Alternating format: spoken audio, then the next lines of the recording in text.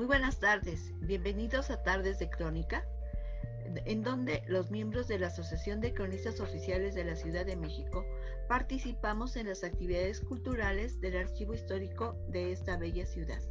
En esta ocasión tenemos a la maestra María de Jesús Real García Figueroa, cronista de la Alcaldía Benito Juárez, que nos va a hablar acerca del pueblo de Santa Cruz, Tlacoquemecatl. La maestra María de Jesús es egresada de la licenciatura en Historia por la UNAM, de la licenciatura de Etnohistoria por la Escuela Nacional de Antropología e Historia, y también es egresada del Instituto Dr. José Luis Mora por parte de la especialidad de Historia Oral. Es miembro también de la Asociación Nacional de Cronistas de Ciudades Mexicanas, de la Asociación de Cronistas Oficiales de la Ciudad de México. En las dos, en su momento, ella ha sido presidenta y también forma parte del Consejo de la Crónica de la Ciudad de México. Actualmente ella es coordinadora de la Casa Museo Benita Galeana en la Alcaldía Benito Juárez. Sus publicaciones más recientes han sido Onomástica de la nomenclatura de la Alcaldía Benito Juárez y precisamente Santa Cruz, Tlacoquemecatl, un pueblo prehispánico. Así pues, le cedo la palabra a la maestra María de Jesús Real García Figueroa. Gracias. Buenas tardes, queridos amigos. Como siempre, es un placer encontrarnos en Tardes de Crónica. Recuerden, el último martes de mes, aquí nos encontramos con la Asociación de Cronistas Oficiales de la Ciudad de México. Y bueno, esta tarde me da mucho gusto poderles presentar. Es una publicación que todavía no ve la luz porque por la cuestión de la pandemia se quedó guardada en el cajoncito, pero que ahorita va a ser como el placer de presentárselas ante el público. Y bueno, tenemos que hablar de la fisonomía del pueblo. He leído toda mi vida, pero hay muchas cosas de las que no sé nada. Lo importante no es tenerlo todo en la cabeza, sino saber dónde encontrarlo. Eso nos dice Juan Villoro, un cronista contemporáneo. Y bueno, esto da pie para empezar a comentarles. Para conocer la historia de un lugar no es necesario solo consultar los escritos sobre tal. Es un recurso maravilloso con el que contamos los seres humanos, que también es nuestra memoria, del lugar que nos vio crecer, cambiar, donde contemplábamos los días venideros, por lo cual a continuación presentaré la fisonomía del pueblo en voz de su comunidad. En todas las ciudades, la gente pobre siempre se ha ido hacia las orillas, porque la parte central la ocupa la gente acomodada. Y bueno, pues es el mismo proceso que pasó en Tlacoquemecatl, un pueblito chiquito que dijeran, bueno, ¿dónde está? Bueno, los que conocen la Colonia del Valle, justo ahí está primero Tlacoquemecatl y luego está San Lorenzo Xochimanca. Estos dos pueblos son lo que han formado la Colonia del Valle, pero ahora toca hablar de Tlacoquemecatl, lugar de los que tienen vestiduras o varas. Era gente que se ataviaba con unas plantas que son largas y con eso era su vestido. Esta pequeña aldea en la época prehispánica se cree que pudiera haber sido de extracción tepaneca durante un periodo expansionista, barrio del pueblo de Mixcoac, municipalidad y prefectura de Tacubaya. Se sabía que en 1891 había 171 habitantes, o sea, imagínense, era nada. La antigua municipalidad de Mixcoac comprendía algunos pueblos como eran Onoalco, Acticpan, Santa Cruz Atoyac y algunos barrios, que es San Juan, San Lorenzo Xochimanca, Tlacoquemecatl y Candelaria. Este, a su vez, limitaba con el Rancho de los Amores. Muchas veces hemos pasado por esa calle que dicen Amores, ¿y por qué? Pues porque era un rancho. Y al oriente limitaba con Santa Cruz Atoyac y la parte poniente a San Lorenzo Xochimanca. Hasta la fecha, la gente oriunda dice que limitaba también hasta la calle de Azucenas, donde hay un frondoso fresno muy reconocido por los lugareños. Ahora pasemos. Vamos a ver la palabra que significa. Tlaco significa mitad, quemit, vestimenta o atavío. Los que se visten en la mitad o los que se medio vestían. Aparece en 1862. Hay dos textos de mis colegas que quiero darles el crédito, como lo fue el ingeniero Luis Everard, que fue el cronista de Coyoacán, ya no está con nosotros, anda por el oriente, y el cronista, el doctor Jorge de León Rivera, que ya lo han escuchado, fue mi maestro y es el decano de nuestra asociación, cronista de Iztapalapa. Él publicó en 1993 un texto donde él es geógrafo, donde asegura que estas tierras estaban totalmente en agua. Se dice después que González Aparicio realiza un trabajo a fondo de topografía contemporánea con las ubicaciones donde se encontraban estos poblados, a las orillas de los lagos, asegurando que Mixcoac y sus islas, o sea, estos pequeños pueblitos eran esas islas, semejaban una media luna. Poco se sabe sobre el periodo colonial y aún en el México hasta 1900, cuando lo que da cuenta es que el tren eléctrico cruzó por esos terrenos y iba hasta San Ángel.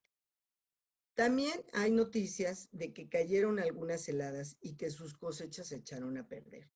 Con la llegada de la Revolución, los terrenos fueron vendidos y fraccionados bajo el reparto agrario para el año de 1915. Los nativos se convirtieron en floricultores. Sus huertas, sus jardines, fueron famosas por toda la ciudad. Pero recordemos que en 1908, la fraccionadora Nueva Colonia del Valle compra estos terrenos y empieza a urbanizar esta nueva colonia del Valle. Pero este pueblito quedó como ahí atorado. Algunas de sus callejuelas llevan el nombre de lo que fue una antigua fuente de empleo, como fue camelias, azucenas, magnolias, nanches, mosqueta y camelia. Después cambiaron a algunos filántropos, filósofos, gente que se destacó por el porfiriato. Se conserva una pequeña ermita dedicada a la Virgen de Guadalupe. En la dominación española se levantó una edificación, un templo, con la imagen de un Cristo crucificado, conocido por la advocación del Señor del Buen Despacho. Aparece con fecha de 1776. Existe también una piedra balaustrada, en ella una caja de ofrendas de origen prehispánico, llamada Huauchotle, y en ella se encuentra, esta caja se encuentra en el altar principal. La cruz atrial es una herencia que está grabada con la siguiente inscripción: en memoria del barrio antiguo de Tlacoquemecat, con la cooperación de los vecinos, noviembre de 1964. Hablemos un poco sobre la advocación de esta imagen. Existen varias versiones. Una, que era la Buena Muerte. Dos, que a este santo lo trajeron de la China manos extranjeras por el encargo de Carlos V. Y otras agregan que el crucifijo estaba en los tribunales de la Santa, acuérdense de que donde mandaban a todos a la herejía, en donde los reos, cuando escuchaban su sentencia, se encomendaban a él para que les despachara bien. De ahí dicen que sale del centro de la ciudad y que viene a Tlacoquemecat. Esa es una de las tantas versiones que tiene el santo patrón. El templo del Señor del Despacho es de su época de construcciones del siglo XVIII. Ha sufrido varias remodelaciones. Una importante fue de 1950 hasta 1974, donde tuvo una intervención importante. Tiene un vitral muy bello del Sagrado Corazón. Su fiesta patronal es la tercera semana de julio, el tercer domingo de julio, aproximadamente unos 150 años. La fiesta se lleva año con año. No debe de faltar la comida, los juegos mecánicos, la feria. Y lo que dicen los lugareños: este santo atiende pronto las peticiones de sus devotos. O sea que hay que serle muy fiel al Señor del Buen Despacho. Como les dije, tiene 2 niveles, tiene una cúpula, sobresale el techo de vigas de madera. Hubo algunas excavaciones por parte de la arqueóloga Ángeles Segura en el 80 al 86 y dice que ahí se encontraron restos teotihuacanos. O sea que no podemos todavía definir si son tepanecas o teotihuacanos. En 2017 sufrió un pequeño daño con el sismo. Bueno, cuentan los abuelos algunas leyendas. Me voy a permitir leerles algunas. Los abuelos contaban que había nahuales, seres mitad animal y mitad humano, que salían por las noches a espantar. Se creía también que había brujas que volaban por la madrugada y que hacían daño a las personas que las veían. Dicen que se enfermaban del susto y que luego estas personas iban con el sacerdote, llegando a morir en los exorcismos en las manos del sacerdote. O sea, no era tanto el susto, ¿no? Hay otra leyenda que cuentan que dicen que la reina coja de Xola era una reina coja, pero era un fantasma común y se decía que desde los rumbos de Xola, que no está muy lejos ahora, pero en ese momento sí era una distancia importante, llegaba a Tlacoquemecan haciendo ruidos tenebrosos, a pesar de que sus pies no tocaban el suelo. A las 12 en punto aparecía. Esa es otra leyenda. Tenemos otra, la mujer de la calavera, quien salía desde el panteón montada en una carreta. Algunos dicen que era la hija de don Gómez Farías. Recordemos que estamos muy cerca de Mixcoac y ahí en el Instituto Mora, justo, ahí vivía el señor Gómez Farías, quien había sido presidente y vicepresidente de la República. Era sacado del Camposanto por su propia hija, ya fallecida, porque no tenían descanso eterno, por las acciones que habían hecho en vida. Lo que pasa que el maestro, él había sido liberal. En 1958, el presidente Adolfo López Mateos tuvo a bien o a cabo llevar las expropiaciones necesarias, convirtiendo el terreno en un parque de los más emblemáticos en Benito Juárez, y poniéndole Tlacoquemecan, con varias especies que ya están en extinción, como son truenos, olmos, jacarandas y palmas. Este parque todavía persiste y está entre las calles de Adolfo Prieto, Tlacoquemecan y Pilares. En algún tiempo déjenme decirles que este tuvo un jardín del arte que fue muy conocido y que todos los sábados hacía exposiciones pictóricas y era conocido con el nombre de Arte de Tlacoquemecan. Ahí mismo se encuentra un monumento a Carlos Gardel, el tango hecho carne. Y en 1990, la Asociación de Tangueros que presidió el cronista Che Ventura, ahí colocaron. Pero hablemos de sus moradores. Vivía gente común y corriente, pero también Alfonso Gorbea Soto describe en los años 60, no muy lejanos, que Tlaco, como es mejor conocido, era un pueblecito olvidado por los hombres, sus calles polvorientas, empedradas y torcidas, así lo describía él. Pero debemos de hablar de la época contemporánea.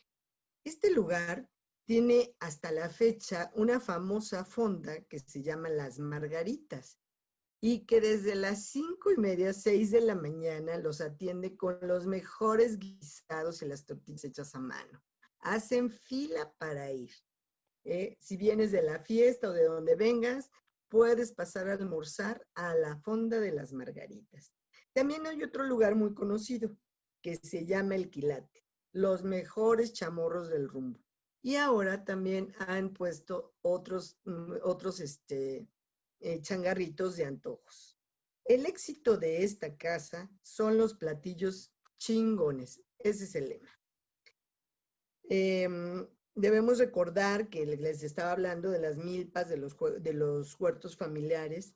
Y este pueblo también la gente tenía sus apodos. Y le decían a uno el ciruelo, el ojo de carpa, el tercero el diablo. Debemos recordar que las construcciones eran de adobe, en su mayoría. El mismo López Mateos llegó a vivir a ese pueblo. Las familias más conocidas es la familia Romero, la familia Ávila, los Flores, los Martínez y los López. En ella existían varias vecindades. Debo de recordarles que también aquí se hicieron hornos de ladrillo. Enfrente tenemos, cruzando la avenida Insurgentes, tenemos nada más y nada menos que a la ladrillera Nochebuena, que es el Parque Hundido, que en otra ocasión yo ya les había hablado de ella.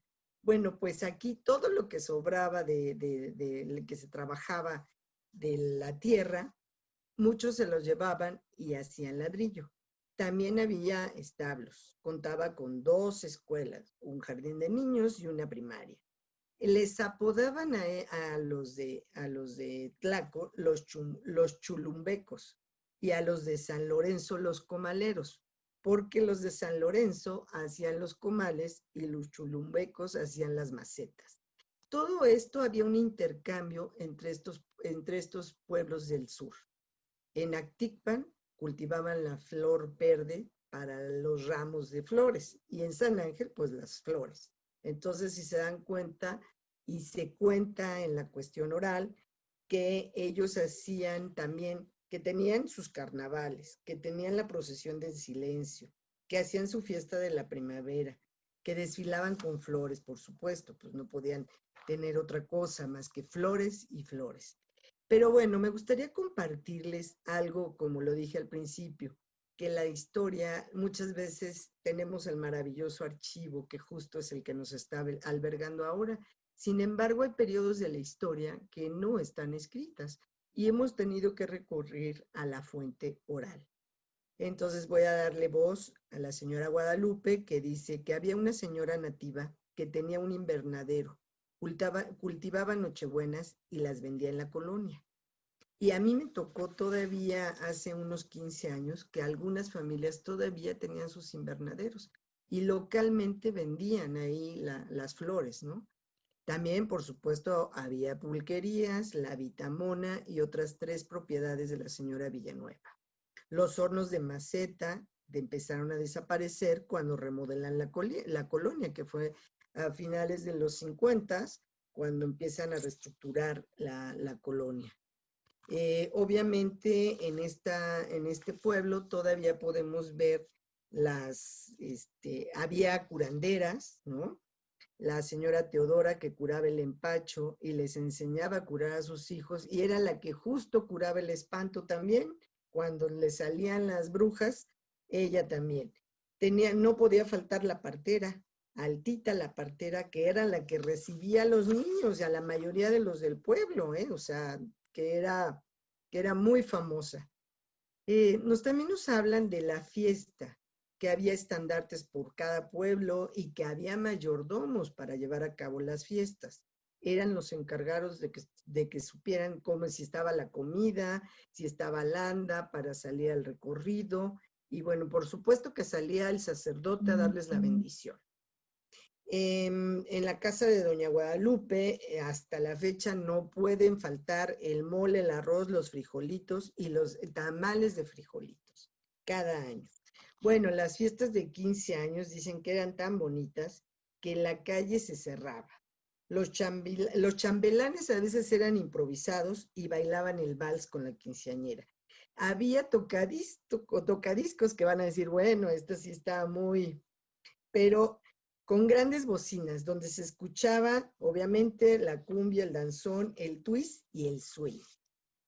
El paisaje del lugar, antes de que se abrieran las calles, antes de que estos grandes terrenos dejaran de existir, a donde está el Hospital 20 de Noviembre, era otro hospital, pero ahí era de puros maestros y era un hospital privado.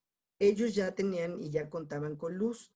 De hecho, posteriormente este terreno se dona para que se haga el maravilloso 20 de noviembre, ¿no? Y la mayoría de las casas, como les había dicho, eran de adobe.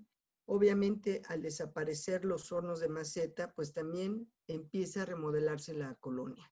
Debemos recordar que otro cambio importante fue en los 80s, cuando abren los ejes viales, pues mucha gente tuvo que emigrar hacia Santa Cruz Amillahualco, y entonces vino otro cambio, porque la colonia se empiezan a construir estos edificios, no tan grandes como los de ahora, pero ya más remodelados, y el uso de la tierra empieza a cambiar. Y se da que hasta la fecha hay muchas oficinas alrededor. Entonces, pues la gente oriunda tuvo que emigrar, pero cada día de la fiesta viene a reencontrarse con sus vecinos, con sus amigos, y debemos recordar que también otra actividad muy importante es el fútbol. Los señores de Tlaco tienen su equipo y los señores de San Lorenzo Xochimanca también lo tienen y hacen sus torneos para el día de la fiesta. Eso sería por mi parte todo. Ojalá haya preguntas y espero pronto platicarles de ese pueblito llamado San Lorenzo Xochimanca. Disfruten las imágenes. Hasta luego.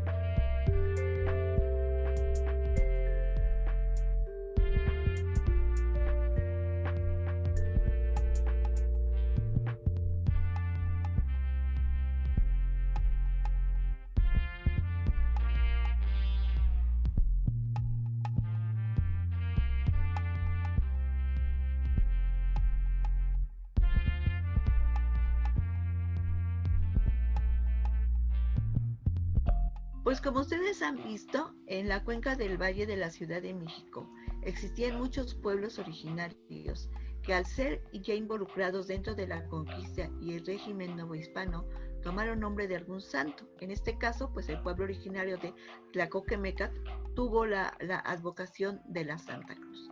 Como ustedes pueden ver, esto es muy importante porque lo que ahora llamamos pueblos originarios estaban dispersos por todo lo que es ahora la Ciudad de México. Entonces, esto que nos ha comunicado, nos ha dado de una manera generosa a través de la conferencia de la Maestra María de Jesús, es una prueba más de la antigüedad y de la herencia prehispánica que tuvimos y que seguimos manteniendo verdaderamente en los pueblos originarios de la Ciudad de México. Muchas gracias.